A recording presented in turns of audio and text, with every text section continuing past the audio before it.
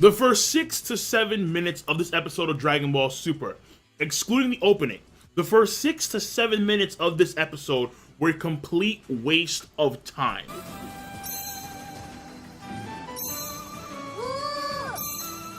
Are you serious? Toei. The Brienne and the Kakusa and the Rose transformation thing, Android 17 cuts them off, and then they do the whole thing again. From the time, I forgot her name is, but the God of Destruction of Universe 2, like Helia, or some of that sort, when she goes like, and she did it like 15 times an episode too. It's a ritual, it's beauty, mating, just posing up and shit.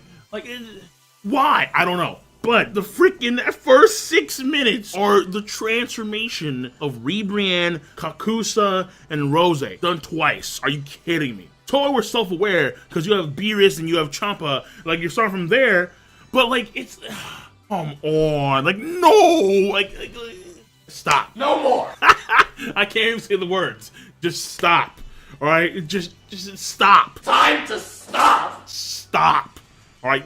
Oh God, it's time to stop, Toei. It's time to stop, okay?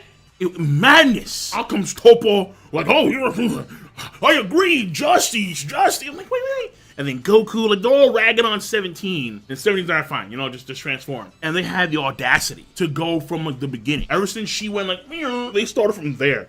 Unbelievable. You don't understand how irked I was when they literally started that from there. I'm like, no. I see what you're doing, made for comedy reasons, but nah. I'm sorry. Nah. I can't accept that. There's no. It's an episode that's only like, what, 25 minutes? Probably less than that. No, less than that because you have opening, then you have the ending. You're gonna waste like 6 minutes of that. They didn't even change up the animation in any way, shape, or form. It was the same exact scenes. And when it comes to the Kakusa and the Rose stuff, that was new, obviously. But still, like, it just irked me, all right? It did. Not a good start, I would say. But then after you have the love heart attack of Brienne, and then she shakes up the area. By the way, Elder Kai, what? When it comes to Kaku-san, when it comes to Rose, they're not better in any way, shape, or form, but they're not that much worse. Like, Brienne is a way worse when you compare her original form to her transformed state. For the other two, it's worse, but it's not like that much worse. However, to each their own. When it came to the females that are watching, they weren't like going crazy. But some of the dudes were. Like, Universe 10 is like with the sumo guy, like Team Muscle. Yeah, Universe 10 is look at the Universe 10 soon. But Universe 10 guys, most of them are like, oh my God, yeah. The Elder Kai Universe 7 was like, oh. I'm like, what? Beerus is kind of like, eh. Supreme Kai's kind of like, Krillin's like they were better when they're in base state. I'm like, hell yeah, Krillin, I agree. They were way better when they were in base state. Elder Kai perved out. Roshi was able to fight off because Roshi and Pra are training. Universe 11 with Toppo and then the Pooper Troopers, the Pride Troopers. Like, Toppo was feeling it. It's stunning. I don't understand, Toppo. This was feeling it too. All blushing and shit. I'm like, wait. What? Are you serious? Like, there were some cats that were feeling this. How do you feel Brienne is beyond me? I don't understand.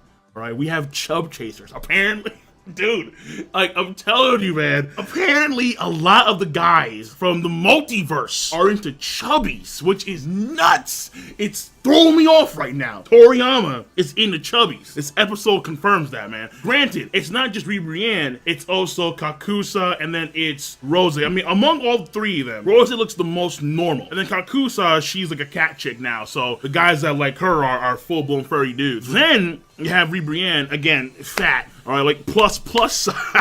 Like, listen, I'm a fat man, okay? As a fat man, I have the right to talk about fat shit, okay? I have that right of weight. It's called the right of weight. And Brienne is fat. All right, we're talking about like plus size, okay? Apparently, dudes are feeling that. That, again, blows my mind. So here you have the attack of Brienne, where like they all do the heart thing, makes a heart energy thing, and then she starts doing the attack, which, by the way, she's floating.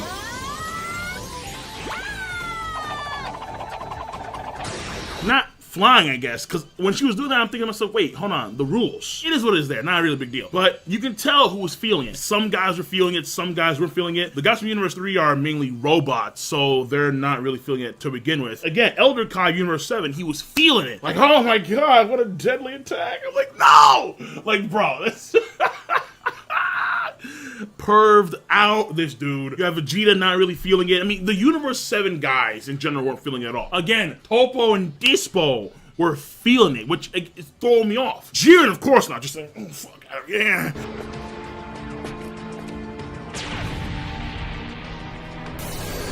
He was going to fire an energy ball at the heart thing, but Vegeta beats him to it. So, very surprising things. After the transformation of those 3 girls, of those 3 little witch maidens, like, I don't know, like, the title of the episode had, like, something to do with witches, but then in the episode, they're referred to as maidens. Whatever. I don't feel like going into the semantics of witches and maidens and what's it called? Like shoujo, magic schoolgirl shit? No. Yeah, I don't feel like going into that. After that, we get to see some of the abilities of Ribrianne, of Kakusa, and of Rose. Now, first of all, Ribrianne, we saw in the opening, and this scene kind of plays out in the episode as well, when it comes to Vegeta and Ribrianne in the opening, but it's extended a little bit. But she does the same energy wave where it's like a pink sphere and then has like these little green attachments to it. When the energy ball hits Vegeta, it kind of disperses into hearts. So the whole thing here is that they are maidens of love, and even though their mortal level may not be sufficient, their love level is astronomical. No one can beat it. The energy attack of Ribrianne seems to come in the form of love, and on top of that, she is large enough to make herself into a meatball. When she's in meatball form, Vegeta, he couldn't punch her because she was instinctively so gross to him that he had to just dodge it. But the meatball does have substantial power. How much power, it can't really gauge, but she can turn herself into a ball, and then she takes out this one guy from Universe 10. Now, before we get to the rest of the 2 girls, Universe 10. Universe 10 right now is abysmal. Like, Universe 10 truly were clowns. It looks like they have, I think, maybe 3 or 2 guys remaining in Universe 10. Now, mind you, Universe 4, one of the Mouse God Destruction, they had 8 guys to begin with, and I think they're at, like, I think 4 or 3 now. But Universe 10 had the full 10. They had the full roster. But right now, they are down to at least, at the very minimum, they have 3 cats. It looks like Universe 10 is gonna kick the bucket next. That's what I'm thinking. Universe 10 or Universe 3, the robot guys. Imagine if Universe 10 had Goku Black. Woo! Oh man. Warriors! But no. Now, they're straight up goons. So ultimately, what should be remaining of the universes, the last of the universes should be Universe 7, Universe 6, because you have Hit, and Hit has not done much at all. And then you have Universe 11, Jiren. So the last 3 fighters, honestly, should be like Hit, Goku, and Jiren. Triple threat. The opening is just Goku and Jiren. No. Put in Hit as well. Put in Hit. Make it happen, Toriyama. Oh yeah! Make it happen. Now, the other 2 girls of the Universe 2 trio of maidens, witches, whatever you want to call them. You have Rose. Her actual name is like Sunsu or something of the sort. Her whole shtick is striking really fast. Honestly, it's on some Fist of the North Star stuff, but she's not rocking like crazy techniques. She's just rocking very fast strikes. And the strikes continue to increase in speed the longer she continues the barrage. And what we do see is her overwhelming Goku in base form. She's ending her barrage. She leaves these energy balls behind, which then she can send in like a barrage fashion. However, her barrage is not like your standard Dragon Ball energy barrage. Some of the orbs that she creates have a quote-unquote gentleness to them, which in my mind just means key control. So she's able to control some of the orbs in this barrage. When Goku's punching on the balls, it kind of like hesitates, and then he's kind of thrown off, and then it comes his way.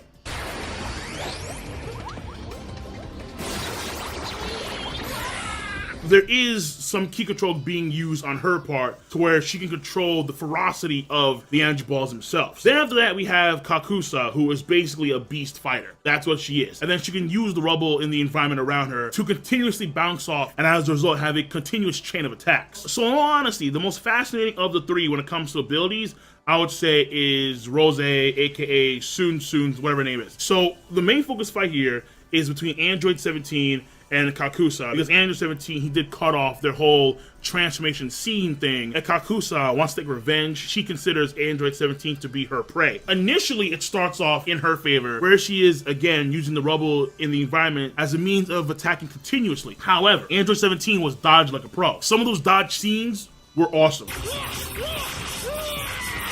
And you just can't help but watch that and think to yourself, yo, Android 17, this man's badass. God damn, this man is spears, hands in pockets, just chilling. Like, not a big deal. She does bite down on his forearm, but not a big deal at all. According to the God Destruction of Universe 2, she's a beast fighter, and as a result, she has a lot of stamina. But Android 17, he does not run out of stamina at all. So he's stumbling, pretend like he's running out of stamina. She goes for the final blow, barrier.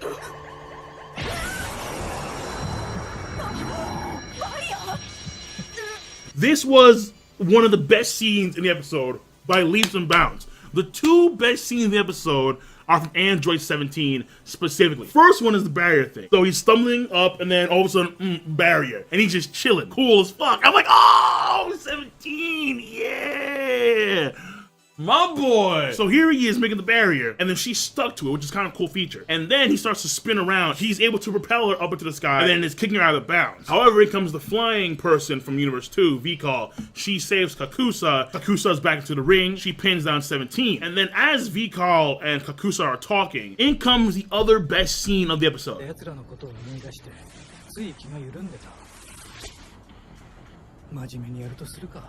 These are the two best scenes in the episode by far. So the first one's the barrier. The second one, in comes 18 talking to 17 about how he may be in trouble and if he wants any help. But Android 17, he's on his back. The way he just gets up, almost zombie-like. Time to get serious, disappears. That part right there, when this guy just, time to get serious. Oh, scratch my chinny chin chin, 17. I like that a lot, because you knew shit was about to get real when 17 got up the way he did. Time to get serious. Immediately starts mimicking Kakusan's way of fighting, and then takes V-Call out of the fight immediately. Then Kakusan and 18 just duke it off. Each of them is bouncing off the rubble very fast, and all you see is blurs. And then it ends up with 17 pulling out, again, another pretty beastly scene where this man is on the light of the arena, which I didn't even know was possible. But he was on the light, and then he has Kakusa flying his way, and she can't dodge because, again, you can't fly as part of the rules of the tournament, number one. And number two, there's no robot to bounce off of in the sky. Here he is on the platform, charging with energy wave, and then everyone's like, what the hell? And then you have Champa Universe 6, is that even allowed? The Zenos give the okay, yeah, it's allowed, we're good to go. He charges this one big blast and sends her packing after a clash between those two. That was good. Android 17, beastly. The man is beastly. If you didn't know, now you know. Recognize 17. Now it ends up with Ribrianne getting pissed, so Maiden's Rage, whatever. Man, it's just, yeah, whatever, man. Ribrianne just pissed, all right? Fire eyes, and that's it. So the episode overall, the Android 17 versus Kakusan stuff was enjoyable. I thought it was very good stuff. The animation overall, I thought was okay. The pacing was, because again, the first 6 minutes are a waste of time. You could have shrunken down that whole thing to easily a minute 30, not like 6 minutes. It's like, who cares? Have him transform, let's start getting to fights. It was like an okay plus episode of Dragon Ball Super. My main issue was the pacing. Story-wise, Universe 10 has another guy knocked off. Universe 2 have 2 guys knocked off, one very important for the universe, and that's really it as far as I remember. So overall, episode's okay plus. So that being said, I'm done. Be sure to rate the video. It is not that hard to do. When you have a device called ZMouse, you use ZMouse to click, rate the video, to click, subscribe, to click on that bell to join the squad, and of course, comment in the comment section down below. Peace, and have a nice goddamn day.